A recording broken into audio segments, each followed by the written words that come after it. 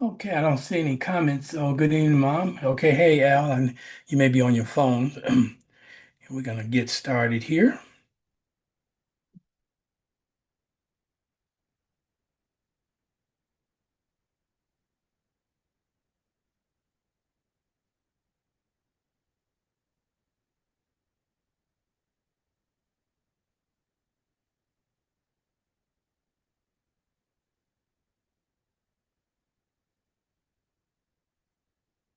Okay, there you go. Got the YouTube channel up and running for those who will be joining us over there. I believe we have a couple people already on the YouTube side of the house.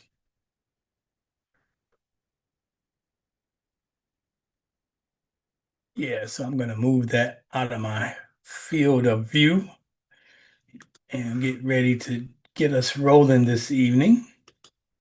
Hope you all had a wonderful day. If you had a good day, go ahead and give me a thumbs up over there.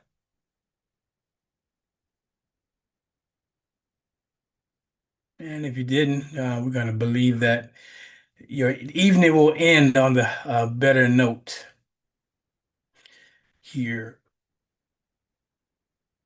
Okay, I want to say good evening to all of you who are with us this evening. There's Myrna, Tia, Mom, Al, and those of you on the YouTube channel. I want to say hello to you also.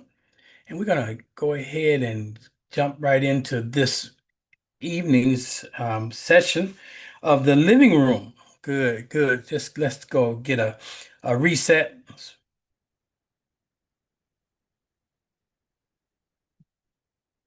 Good evening, beloved creators, and welcome to the living room, our once a week seminar, our sacred space that we gather in.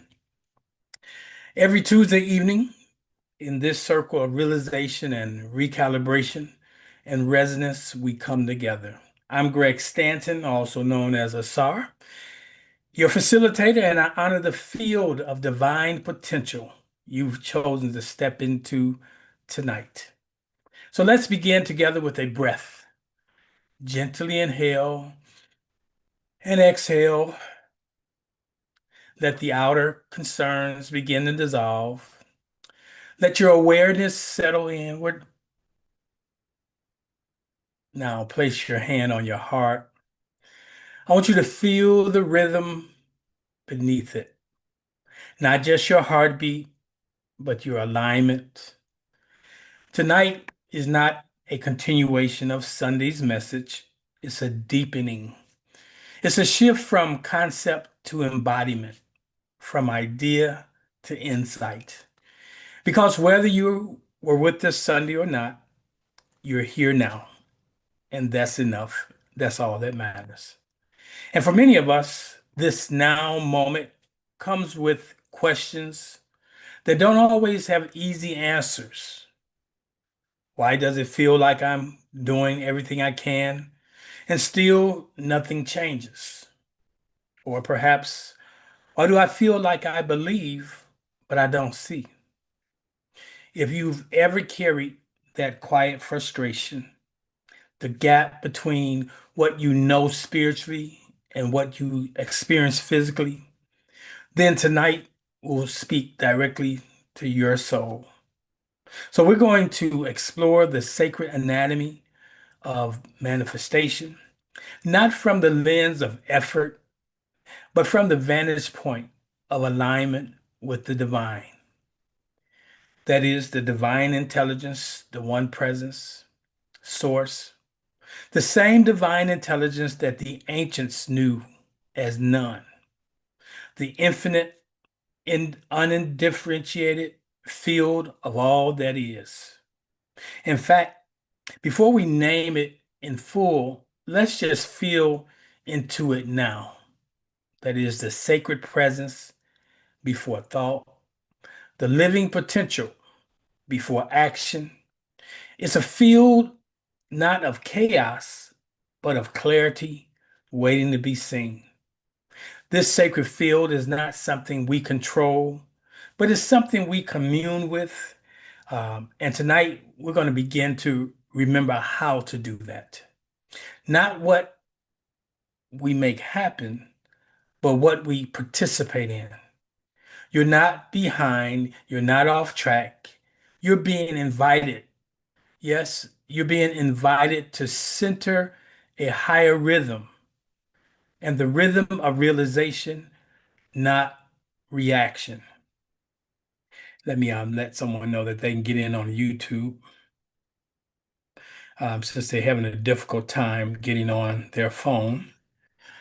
So, so our journey tonight is entitled "The Anatomy of Manifestation: How Creation Actually Works and How to Live Inside This Process." So let's begin. Not by trying to fix anything this evening, but by recognizing that something beautiful is already unfolding, enfolding with each of us. You're not starting from scratch. You really are stepping into a sacred continuity. You've been in a lab. You've been trying those things, but you come to the realization that those things are not working. You come to a point where you don't want to continue to do what you've been doing, expecting to get something different, knowing that what I've been doing is going to continue to give me what I've been getting. So if that's the case, this is your invitation to remember the law, to trust the field, and to live from the awareness that all things, yes, everything, is already aligned with your becoming. That's important. Uh, so let's begin with a breath, a gentle inhale and exhale. Let the outer concerns dissolve. Let your awareness settle inward as we step into this teaching tonight. Again, it's the anatomy of manifestation, how creation actually works, and how to live inside of the process. Now, how would you define none in your own words? I want you to ask. Now, this is kind of a step back so we can step fully into tonight's topic. You've heard me speak of none as that place from which all things come forward. So, how do you define it in your own words based on the foundational ideas we've been building over the last few weeks? I'm not going to put anyone on the spot, but I want you to, could you answer that? Could you define none? Okay, not nothing like I don't have anything, but the principle of none. I want you to be able to define it and identify what distinguishes it from what we usually call chaos or confusion. So, if you knew and you haven't heard me talk about none, let me bring you up to date. None is the sacred field of undifferentiated divine potential. Undifferentiated divine potential. This is what you find in Genesis chapter 1, verse 1. Unlike disorder or randomness, none is a principle that holds the preconditions for creation in a state of pure possibility. It is not absence. It is really the womb of all that is waiting to be realized. Participants, ladies, people that I've engaged in the past, they describe it as stillness, spiritual depth, divine darkness. And so we all have to understand what none is. Okay. None is the origin of creation, not the absence of creation, not the absence of it. When you have the state of chaos, it's not saying what doesn't exist, it's showing you what currently exists, but it initiates a desire of change. So I want you to park that right there. The state of none is the state where all possibilities exist. Now, before there is form, before there is thought, none is possibility, correct? None is pure potentiality waiting to manifest. None is the possibility. I like that, Myrna. And that's if we can just even use that as the standard. It says the possibility is the opposing or the opposite possibility of the reality that you may be experiencing that you don't want to continue on.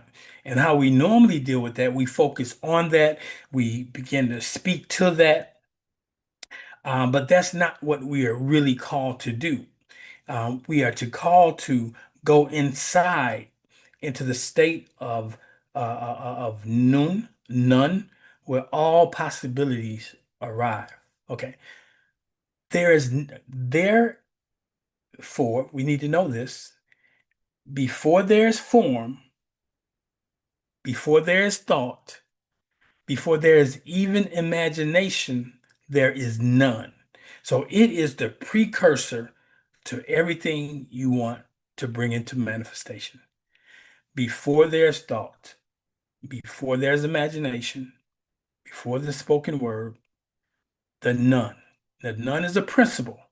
It's the vast, undifferentiated field of divine potential. The ancient Nile Valley priests, sages, they described the none not as chaos. It was the Greeks who didn't grasp this concept, and they called it chaos. But they didn't understand the principle of the none. Matter of fact, they thought none or noon was a god, but it wasn't. It's a principle. None is not chaos in the way that we fear it today, but as a sacred primordial water. That means primordial water is where everything comes from. It's a place where pure, limitless substance, where all things exist in potential. It's what we call today the field. In modern language, we might also relate to none to what quantum physics call the quantum field. What is that? It's a state in which all possibilities exist simultaneously, waiting to collapse into form through observation and agreement. So every possible scenario, every possible situation is in this field of pure potentiality and is waiting to be collapsed. And many times we collapse into the realm of reality, the things we really don't want. But because we don't understand the principle of what you focus on is what you ultimately fix into your life. Okay, so we got to understand just as the quantum field is not empty but rich with probability, so too is the none pregnant with spiritual potential. It is the meeting place of divine science and ancient wisdom. It's not darkness as destruction, it is darkness as a womb. See, we don't like darkness. We don't like black. It connotes negativity. It brings forth thoughts of fear. But darkness, out of darkness, everything comes, everything grows. So darkness is not to be seen as destruction, but let us begin to look at the dark night of the soul as a birthing process. So none is the kingdom that Jesus said to seek. So think about that. When we look at the biblical narrative and Jesus is telling us to seek something, many of us, we don't even seek it. We acknowledge this statement, but we don't know what it is. But when you look at none as the kingdom, where Jesus said to seek first is not a place, but it's a state of divine completeness, where everything is there. He says, if you seek first the kingdom and all its righteousness, all these things shall be added to you. So before the things which we seek, which we look to create, all we need to do is align with the kingdom, seeking first the kingdom of God and its righteousness, and all these things shall be added to you. That's Matthew 6 and 33. So a state of divine completeness where nothing needs to be added, only perceived. That's the kingdom. Now, when we look at this from a metaphysical perspective, seek first the awareness of divine wholeness within. Within where? Within the field, the invisible pattern of perfect order. Even in disorder, there is order when we call it forth through imagining. So, the invisible pattern of perfect order, we will need to seek that, okay, and live in harmony with it. Then what happens is everything you perceive as need is resolved not through a struggle, but through spiritual alignment. Not even through creation, but comes through alignment because it's already created. The things are not added externally, they emerge naturally from your realization of this inner sufficiency. Now, this teaching is deeper than what we've been given. We've been taught to seek first the kingdom, and we must. And many people think that means going to church more often, reading the scriptures more often, and acting as if the things that are contrary to you don't exist. Okay, no, it's not that at all.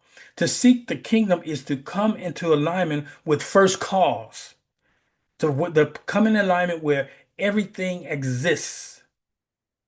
That's important. When we do that, the need is resolved.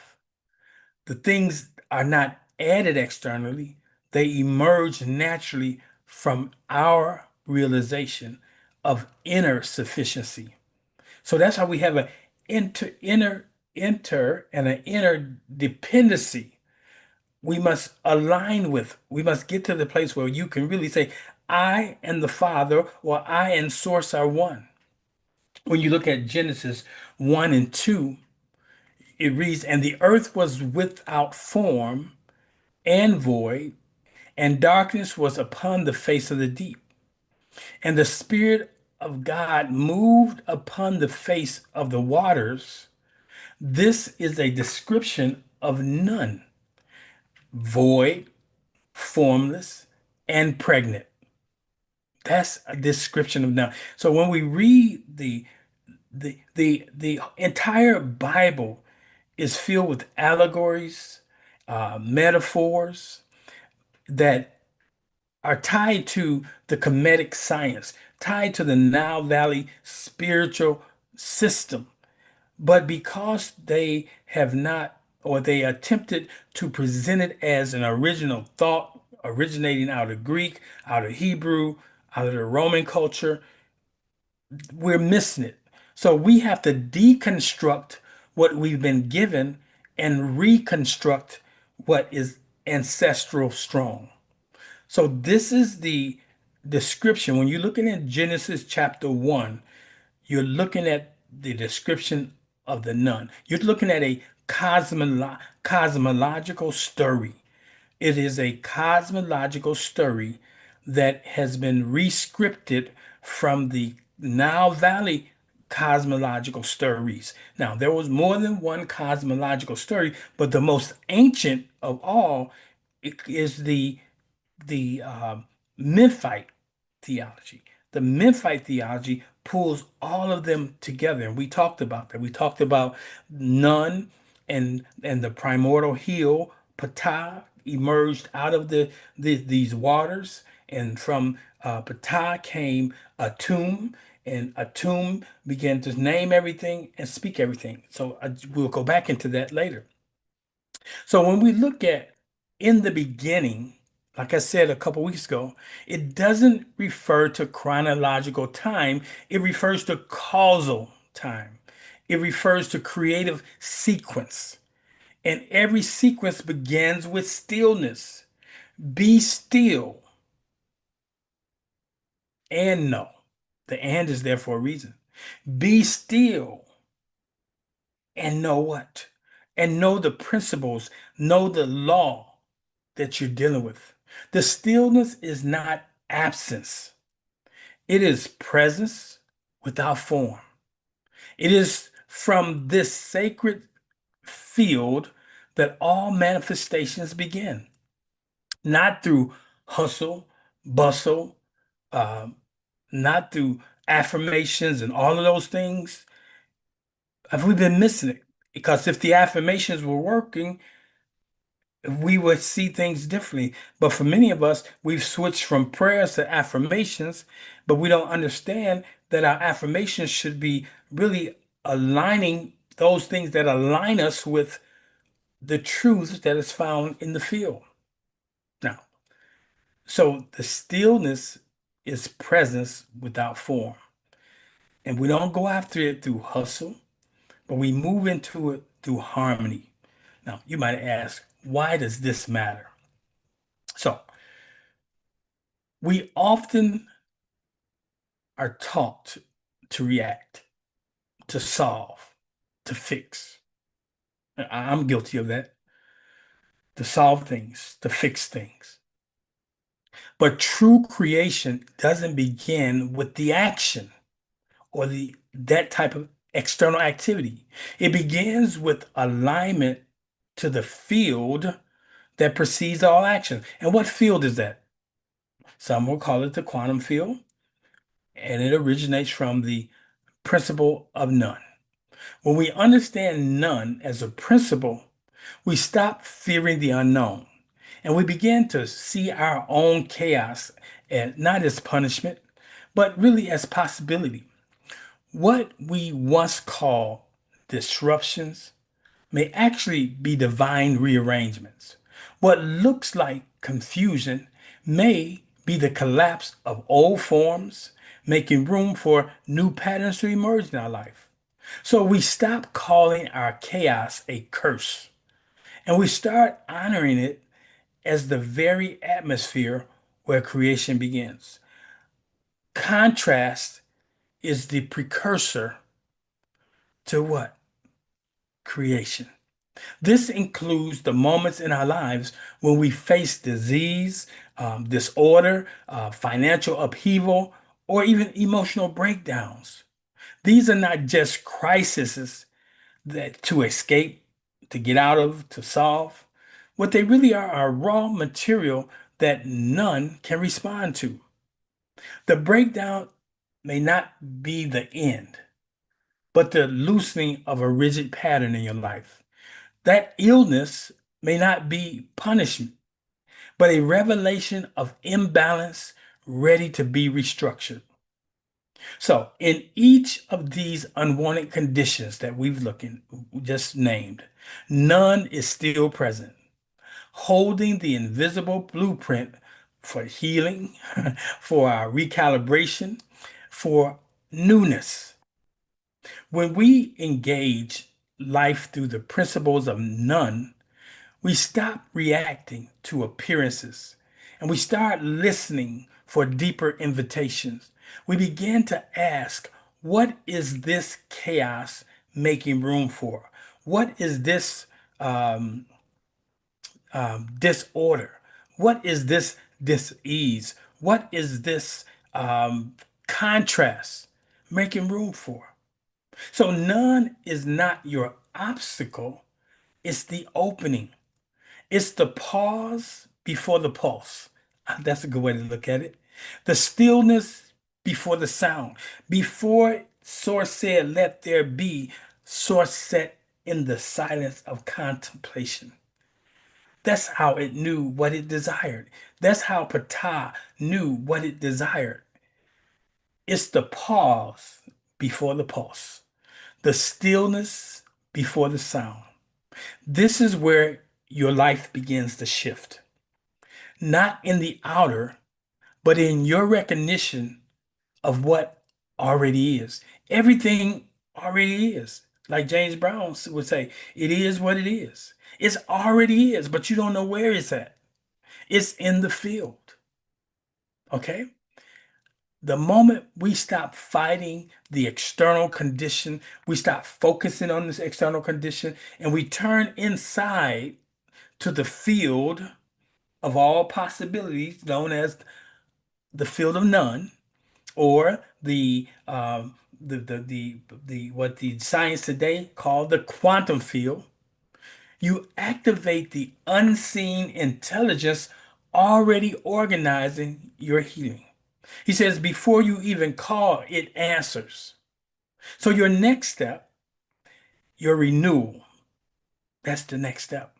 From the sacred field, that is the place of pre-creation, you gather the ingredients to imagine a new state. So you go into the field to put the ingredients together to create the thing imagined. And once you get the thing imagined, really solidified to the place that it feels real, sensory wise, in the spirit realm, you're experiencing like a dream, like being in a dream state, and you feel that you're so much there. Like the other night, I had a dream that I was living in a place of opulence. Matter of fact, it was so real that I heard my alarm clock go off, but I chose not to wake up. That was Monday morning.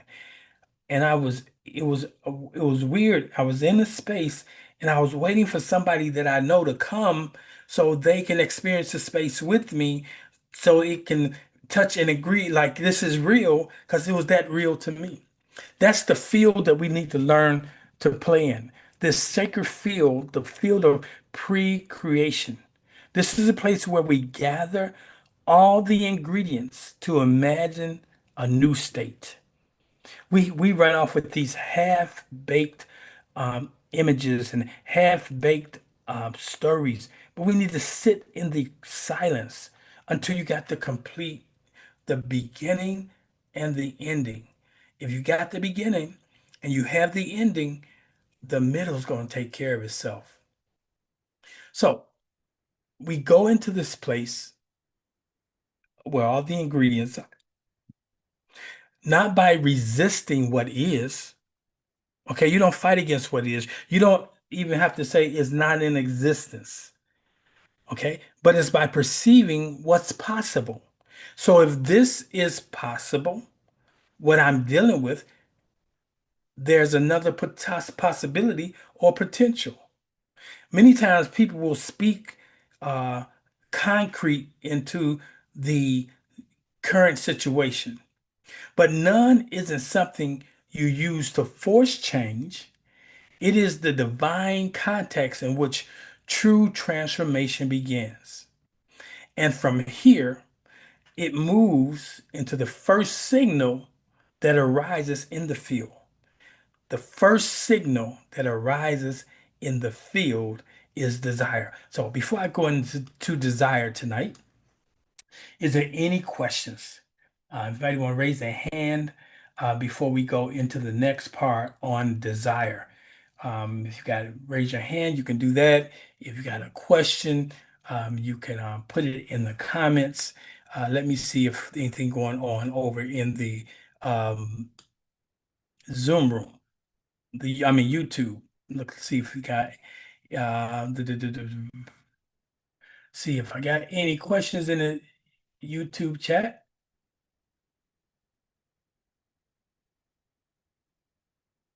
Okay, I don't see any questions. So I'll check back in with them later. Got a few people over there watching. So there's no question. So I'm going to proceed on to the next piece. So first we understand everything comes out of the state of pure potentiality where all possibilities.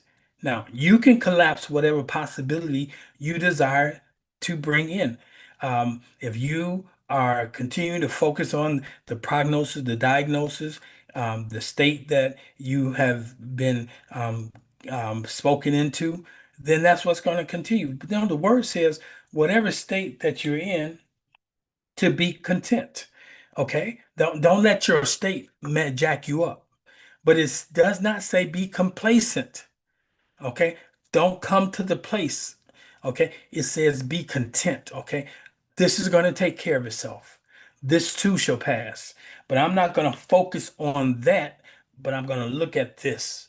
Okay? Now, like I said, the first signal that comes um, out of the abyss of the possibility is the signal of desire. Now, question: how would you define desire based on what you've learned so far in this journey? The few weeks you've been with me, how would you define desire? That's rhetorical, but at the same time, I want you to be able to answer that. Is it a sign of lack or a signal of alignment? So some places in New Thought teaches that if you have a desire, it's saying that something is missing. But I beg to differ. When you get a desire, the one desire comes from the Lord and when from the law. And when you get this desire, it says something is moving, not something is missing. So desire, as taught in this series, is not personal craving or deficiency. Now, I want you to make a note of that. It is the first movement within the field or within pure potentiality or within possibility within the noon or the none. It's a divine ripple asking to be shaped by consciousness. So when you have a desire, it's a divine ripple that is asking to be shaped. Remember, I talked about it's like having all these ingredients show up. You got some eggs, you got some butter, you got some extract, you got some flour, you got some water, I mean, some milk, you got all of these things, you got containers, you got spoons are sitting there on the counter. That is like a ripple. It's up to you to pull it all together and say, that's a cake, and begin to do the things that's required of you to bring that cake into fruition. So it's really important you understand that desire is the first movement within none, that it's a divine ripple asking to be shaped by consciousness. Rather than being evidence of something missing, it's a signal that something already exists in potential that's seeking agreement. Now, so I want you to know that this is a reframe for you, that it's the first movement within none that's seeking your understanding and your coming into agreement with it. All right. So desire is not outside of none. Again, it's a ripple within it. What we call longing or vision or even ambition is often misunderstood as coming from the ego, okay, from the brain. But spiritually, desire is not ego driven, it's divinely encoded in your heart. It says, Source will give you the desires of your heart. It is none, okay, when we say source, when we say presence, one of the principles inside of source is none. It is none stirring within you, asking to be shaped. So desire is the divine signal that something already exists in potential form. Potential form. Potential form. You may see someone who's gifted and you say they have the potential to become. They have the ingredients to become, but there are some things that have to align with it. So it's not a sign that you're lacking when you get desire, but it's a sign that you're aligning. From a metaphysical perspective, desire is how the field of none begins to shape, okay? That's how it starts. Not through outer action, but through inner agreement. That's why we got to go inside. That's why we spend more time in meditation.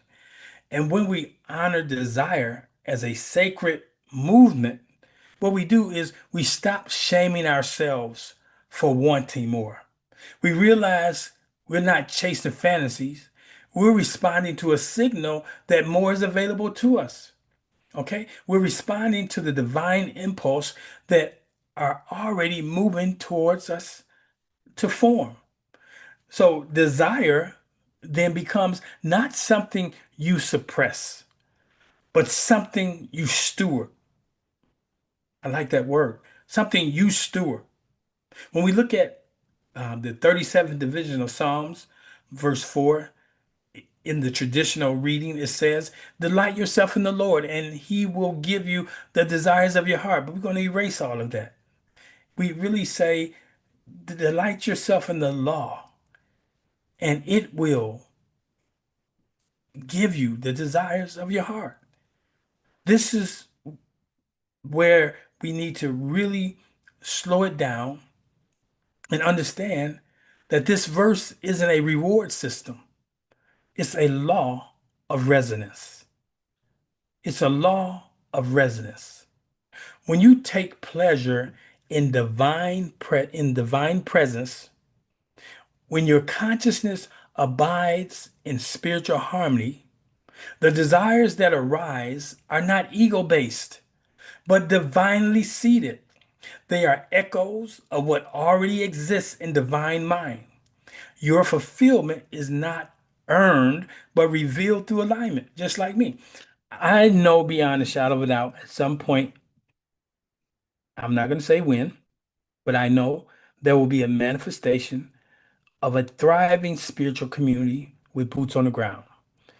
The best way I can describe it is like unto a church, but it's a community that has deconstructed the traditional church and realized that each of us, we are the temple, we are the church, and that each of us has a responsibility to come forth in a way that only we've been designed to come forth.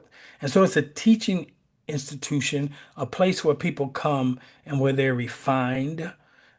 It's not a place where you come for praise and worship service. It's not a place where you come to all the things we do at church and walk away still lives not transformed. And I say that because that's a desire that's inside me, but then there's been frustration because I've attempted to bring it into fruition at times when I thought it was time, but I've just gotten to the place where I acknowledge, I used to would say, is that my ego when I really don't even care for church?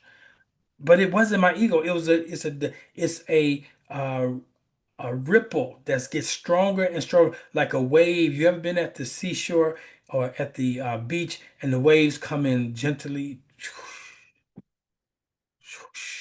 But then you could be there when they begin to, like if a storm is coming, they come in more often, larger, more noise, and you know something is coming. And that's kind of when you have this, your desire will grow like that.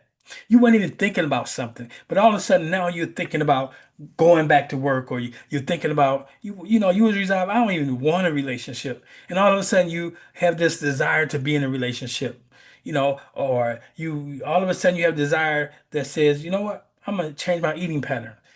That comes from the field of possibilities. So when you stop seeing desire as lack and start seeing it as a divine movement, you begin to stop resisting. Desire isn't something you're missing. It is something that is already present, vibrating in the field, waiting for your agreement. And the more you get silent and pay attention to it and stay with it, it'll grow stronger. And once it grows stronger and you come in attunement with it, alignment with it, then the assignment with it. Attunement, alignment, assignment comes with it. That's when the assignment is you'll speak the word in season. Okay? Desire is not proof of absence, is the point tonight. It's confirmation of a presence. So let us pause right here.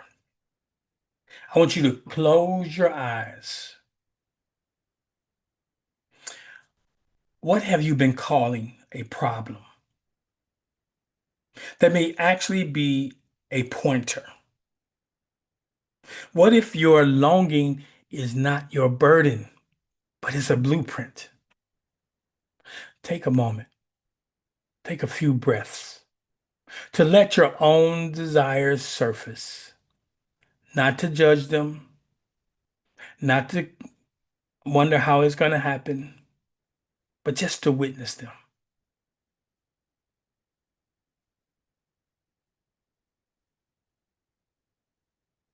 Now, I would love you to, when you're ready, write down one desire, just one desire, not for the outer thing itself, but for what it's pointing to in your becoming.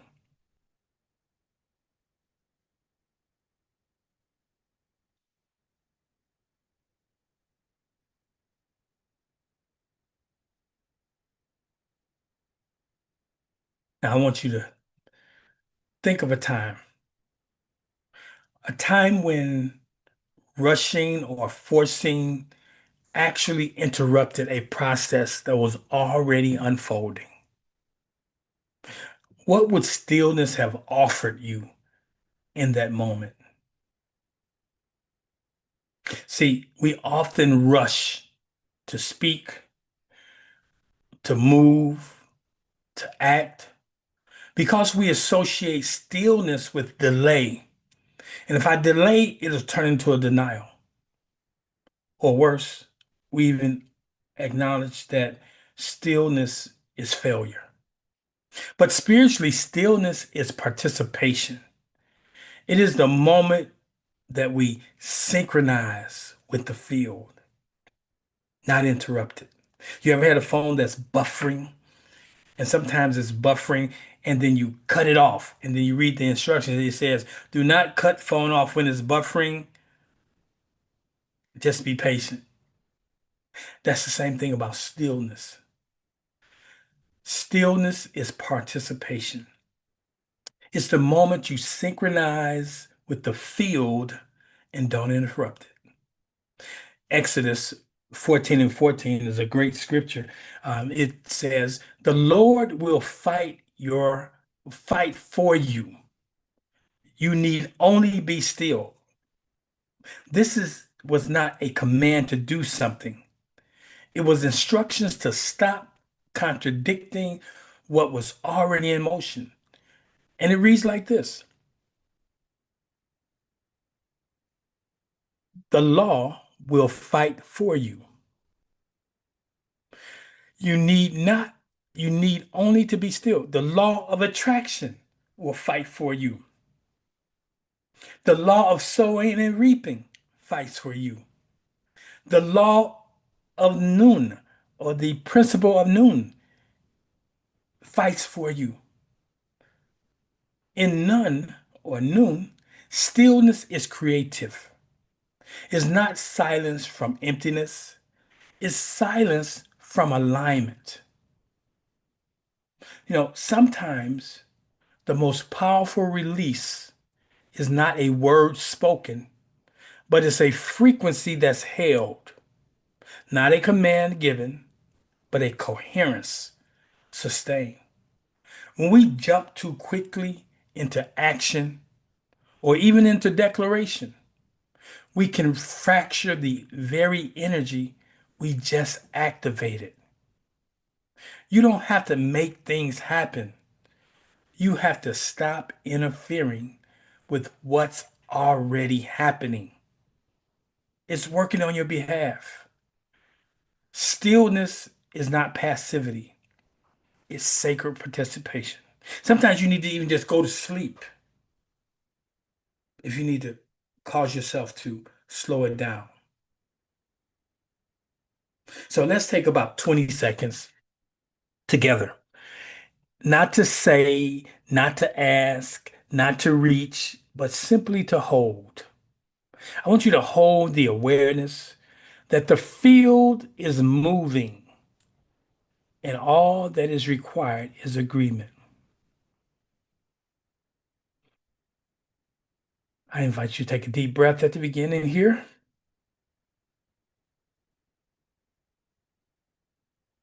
and exhale. Continue to breathe. So you're not waiting on a sign. You're becoming the signal.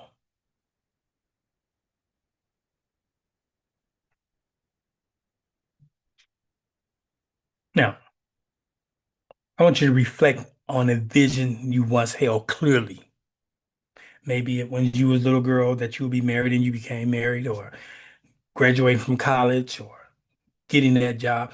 Reflect on a vision or image you once held clearly. How did doubt, distraction, or urgency distort it? Distort your ability to stay aligned with it over time. There's some things that you longed for at one time, but you um, doubt entered in, disbelief entered in. You didn't sit in the stillness long enough to get the resonance up. So that's important that you know that being still has its purpose. So we moved from the field to the stirring of desire, to the posture of stillness. And now we arrive at what I like to call the final phase before the thing desired appears. And that phase is sustained observation. Good scripture for that is Habakkuk 2, chapter 2, verses 2 and 3, where it says to us that we're to write the vision, make it plain, for the vision is yet for an appointed time, and that time is now. Though it tarries, wait for it. Listen to this. It shall surely come. So it's not a call to a passive waiting. This is a call to coherence over time. Okay? Observation is not watching for proof, it's holding the inner agreement without contradiction. Myrna, I know you are America's songstress, and what that means to you is you sit in concert even before the concerts. You sit in concert and give yourself a concert. And the more you do this, is you'll be surprised that it ultimately brings concerts folk forward. I like to use that analogy because I know that this is something that's really your desire that has been given to you, and you've been all over the world doing it, and you still have this there's this strong desire to bring it even for more forward. So observation is not watching for the proof, is holding an inner agreement without contradiction. So manifestation doesn't collapse because you lack faith. It collapses because of inconsistent focus. Now, going back to the field, in the field, in quantum physics, they say that in order to bring something from the quantum field, it has to be collapsed into this new realm. And the way we collapse this thing is by holding it in observation in our mind's eye. Spiritual maturity is measured not by how loudly you believe, but by how consistently you observe. I want you to sit in that. Spiritual maturity, okay, I can say spiritual discipline is measured not by how loudly you believe or affirm, or often you affirm, but by how consistently you observe. What you consistently give attention to with expectancy, not anxiety, you give life to, you give birth to. Just like a woman who has a child, I know we can induce birth nowadays, But when a lady's been carrying a child for 9 months and sometimes 9 months and some days and almost another month and the child is heavy, you not only expecting, but you are anxious to get that child out of you. The field responds to clarity and consistency, not urgency. The baby will come in its due time. This is where many of us unintentionally disrupt the process.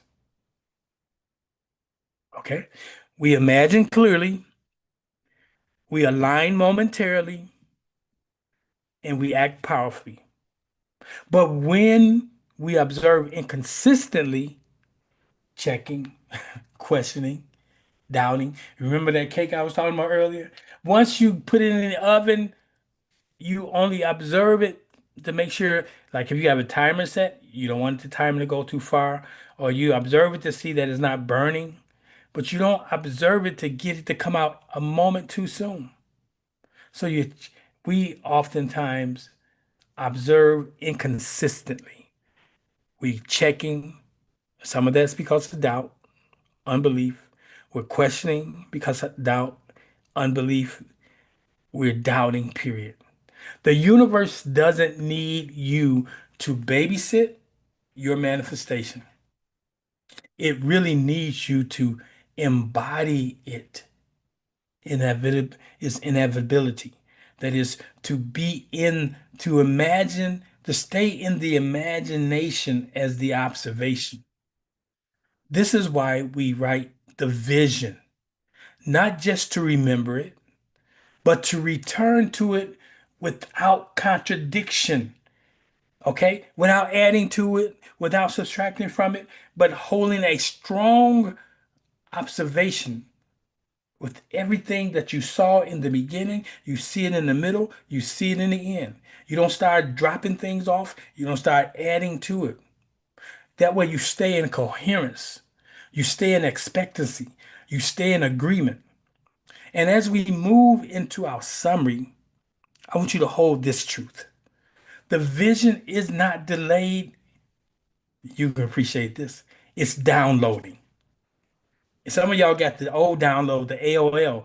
You remember that noise, and you got mail coming. The download now is silent. Matter of fact, the download speed is faster today. So tonight, we didn't learn how to force manifestation.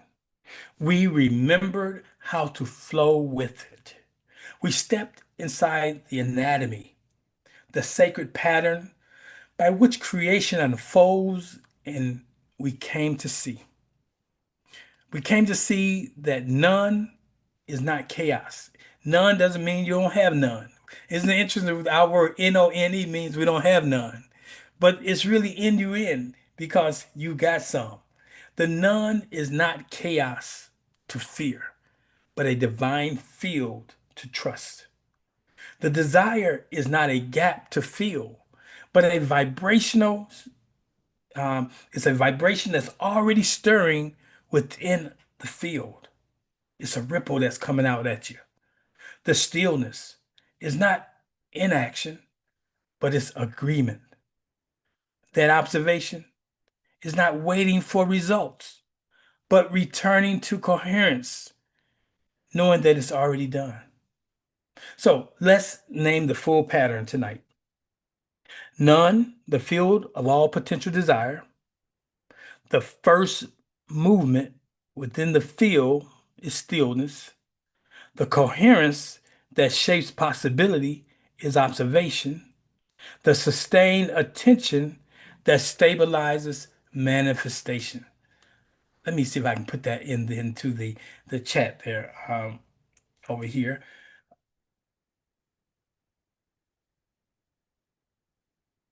There you go. That's for everybody this evening. So when these align, manifestation is inevitable. When you got these ingredients working together, manifestation is inevitable. And the sacred reminder that you need to know, You don't need to strive to create. You're not here to manifest via ego. You are here to recognize what is already true and become the embodiment of it. You are here to sit in the silence and let the ripples of desire come to you. Romans 8:28 says, all things work together to the good of those who love the Lord. Okay? Others who love the laws. To those who are called according to, for those who align with the principles of these laws. Romans 8:28. Now, metaphysically, this is how I would read that. All things, seen and unseen, are always aligning towards wholeness for those who understand the law of divine unfolding and live in conscious resonance. Let me put that over here in the chat so you can have it. Okay? Now, I want to remind you that this truth aligns deeply with many teachings on the kingdom, that manifestation is not a product of effort, but it's a product of realization. The kingdom isn't accessed by striving, but by awakening to what already is. This shift from trying to trust transforms everything. Now, which insight from tonight helped you reframe something you've been struggling with? Which one of the insights? Whether it be desire, stillness, or sustaining alignment, which one of those hit home for you? Came to you like that ripple in the wave? Okay, good. Awesome. So I want to affirm this before we go into the green room. We're right at the top of the hour. I, re Here's the affirmation. I rest in the field of divine potential. I trust that what stirs in me is already forming. I do not chase outcomes. I honor alignment. I release contradictions and sustain coherence. I observe the wholeness, not worry. I give thanks. That manifestation is not something I force, it is the rhythm I remember. And so it is. Ashe. Awesome. Before we close, I want to invite those of you who are with us that would like to go into the green room. It's a place where we'll have open dialogue, a space where we take this from lecture to life.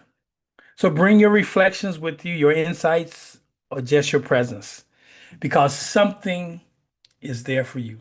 And sometimes what manifests next starts in a conversation. We'll open the line in just a moment. So let's breathe. Let's integrate and prepare to share. All right, good, good. So I want to go over here to the green room, and I see we have some people who are with us there. I'm going to say hello to you. If you have a question, if you have an insight, if you have an aha moment, if you just have a reflection, I'm open for you to share that with the community. Would love to have that. I have a few people watching on the YouTube channel.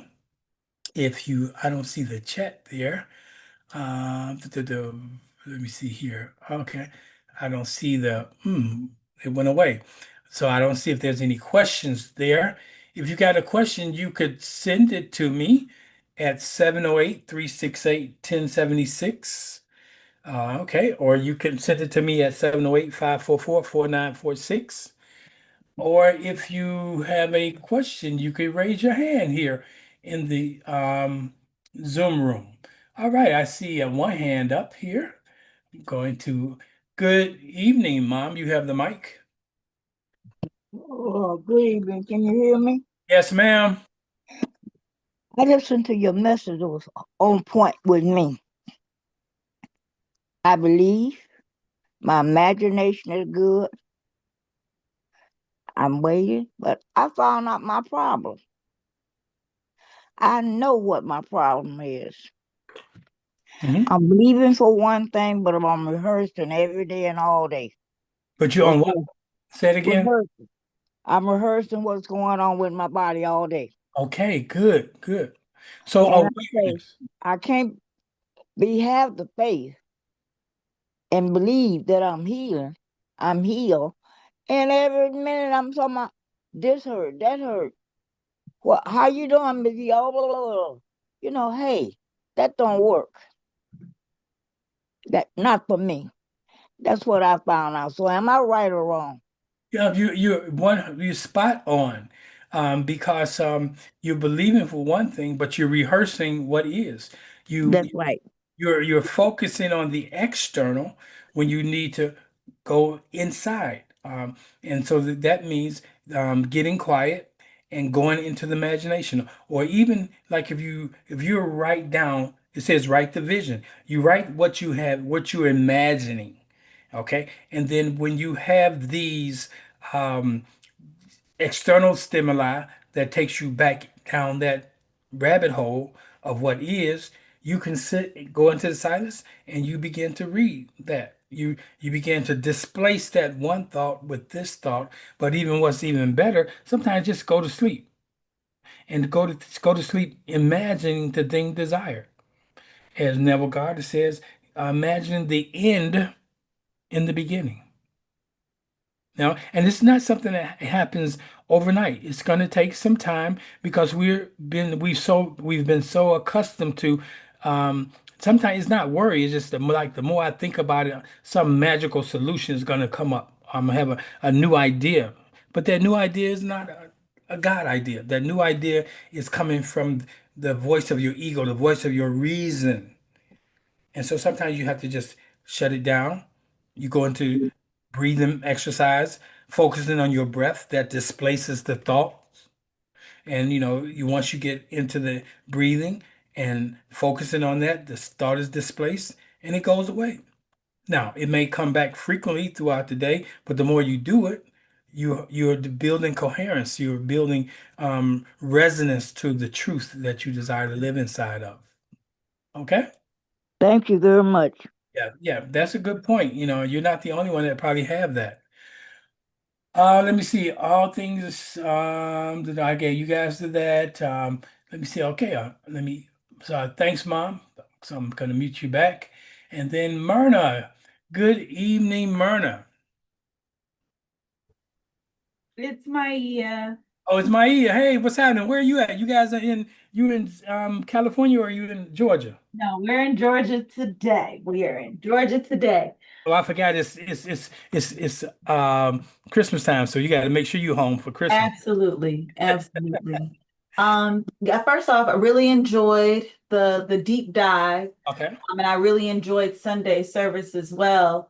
My question was, you mentioned about observation being, a way like it being consistent in observation is what, in a way, uh, connects us to, um, um, would it be spirit? I guess what I'm trying to ask is, I'm I've been finding myself having a bit of a difficult time when it comes to identifying my desires, Hmm. like expanding my imagination to be able to know what it is that I desire. And so I think I've looked at observation, and I really love that word because it's something that I've realized that, like, in the pacing and in the what you said, slowing down, it allows for you to observe. And so with that, I guess I'm curious, how do you identify uh uh through observation, um your personal desires? Okay. So desire. um, emerges from the state of pure potential or possibilities. Not from many times we look for our desires from our head Mm, versus our heart. So we got to go into the heart, and it comes as what I like to call quiet clarity, not from a urgency to know. It usually aligns with a deeper self or calling, mhm, not just your social persona or what you do every day and those things or what your needs that may be coming up.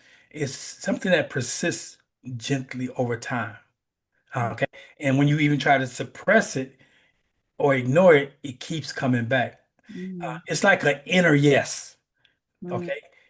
Even if it don't make sense or is not logical, but the more you sit in the silence, it'll start. You notice how if you sit at the beach and the water comes in at a certain rhythm, but then it begins to pick up. So you can imagine the picking up as something's coming to you. And you don't get your basket and leave the beach. You stay at the beach because many times we are are so busy that we don't spend the time. Just when it's about to come, it's buffering, and now it's about to come through, we get up and go.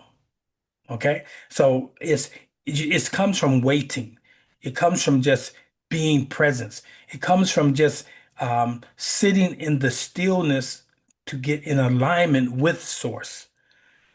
And as we sit in the stillness, that's when it begins to press towards you and give you the desire.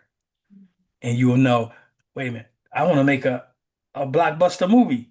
And you ain't got two pennies to rub together. But the desire is not based on what you have, it's based on what it's going to give you. gotcha. So just be still and know. Mhm. Yes, Okay? yes. Very much am in that season right now. So this is Excellent. very, And guess what? This is the season to be still. mm, The winter solstice, which started on the 21st and mm, going, and we're going for the next 3 days. Is so we sit still. The sun appears to go away, and we are sons and daughters, and we should go away from activity and sit in the stillness. And mm, then what happens is now the days are getting longer.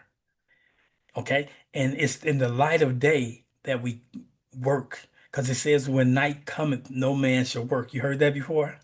yes. Yeah. So we've been working in the day and the night. But we got to learn the nighttime is the right time. If you really read the scriptures in a proper perspective, the evening, the night comes before the day. Mm, And when the dawn breaks, you begin to see clearly. So be okay with the darkness, the lengthening of the days of the darkness. Now mm, they're lengthening to light now, but that period we've been through, and just and be in expectation. mm, The word says, "I will withhold no good things from those who walk upright, who align with me." It's not based on activity, just those who are in alignment with me, those who are perpendicular with me, straight up and down. mm, It mm. drop it in on you. Awesome. Awesome. Does that help? Yes, very much so. Very much. Excellent. Keep on coming back, okay? Uh, Yes. Sir. Myrna, since you're in the room, how you doing this evening? I'm very good. Thank you very much. Awesome, awesome. You holding that imagination for that concert here in St. Louis? I am. I very much so I'm am. holding it for you too. Thank you. Excellent, excellent. Let me see here. That's all we have tonight. I appreciate your time. Mine is spent, well spent. I'll put some things together and get them to you guys. If you want to go back out and replay before I send it out, you can always go to the YouTube channel and find it out there. So you guys have a wonderful evening, and I'll see some of you in the 6 o'clock hour on tomorrow for our morning meditations. Peace. Be still and know that you are God.